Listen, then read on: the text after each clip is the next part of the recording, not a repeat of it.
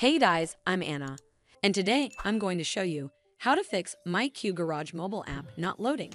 So first of all, you need to head over to your device settings. From here, tap on the cellular option right over here. Once you're on this screen, you need to scroll down and search for the myQ Garage app, and then make sure the toggle button right next to it is turned on, indicating that the app has internet access through your cellular connection. This should fix the myQ Garage mobile app loading issue. But if it doesn't, then you need to make sure you're running the latest version of the app. Open up App Store on your device, and then tap on this search icon in the bottom right corner. Then search for the myQ Garage app, and if you see this update button right next to the app name, simply tap on it to make sure you're running the latest version of the app. This should fix the myQ Garage mobile app loading issue. But if it doesn't, then you need to clear App Cache.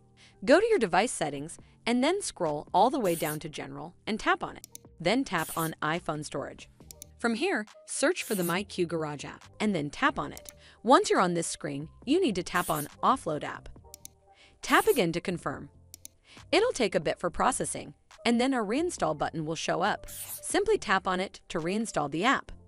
This should fix the myQ Garage mobile app loading issue. But if it doesn't, then you need to completely reinstall the app. Follow the on-screen instructions to navigate all the way to the app page. Once you're on this screen, tap on Delete App to uninstall the app from your device. Once uninstalled, you need to open up App Store and then search for the myQ Garage app right over here in the search bar, and then click on this Get button to install it back on your device. Well, that's how you fix myQ Garage mobile app not loading. I hope you found this video helpful, and if you did, make sure you give it a thumbs up to see more videos like this, and don't forget to hit that subscribe button. We'll see you in the next one.